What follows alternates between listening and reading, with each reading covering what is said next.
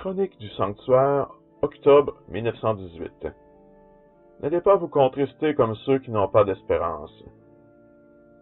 Dieu vient de nous rappeler que la souffrance est le lot de l'humanité. On avait peut-être espéré, grâce au progrès de la science, faire disparaître ces grands fléaux que sont les famines, les pestes, les guerres. On ne les supprimera jamais. En son garant les jours sombres et remplis de deuil que nous venons de vivre.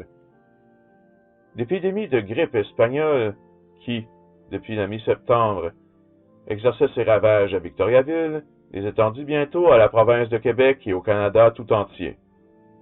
Les malades se chiffrèrent immédiatement par milliers, les morts par centaines. Cette épidémie fut-elle épreuve ou châtiment?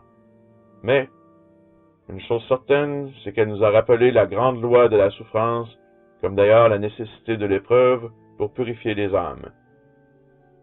Au dire des médecins, telle maladie purifiera et rendra la vigueur à un organisme qui allait se débilitant. Il en est souvent de même pour le moral des individus et des peuples, et se fortifie dans les épreuves. Pendant ce mois d'octobre, qu'est devenu notre béni sanctuaire? Durant les premières alarmes, il regorgea de pieux pèlerins venant confier leurs craintes et leurs appréhensions à la consolatrice des affligés.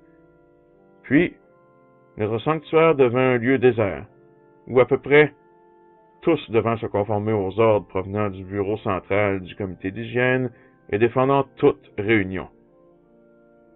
D'aucuns ont manifesté leur mécontentement. Fallait-il empêcher les fidèles de venir prier en un temps où la prière publique est plus nécessaire que jamais?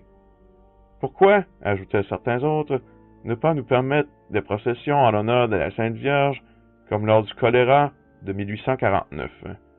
Mais, nous le répétons, c'était la loi et nous nous y sommes conformés.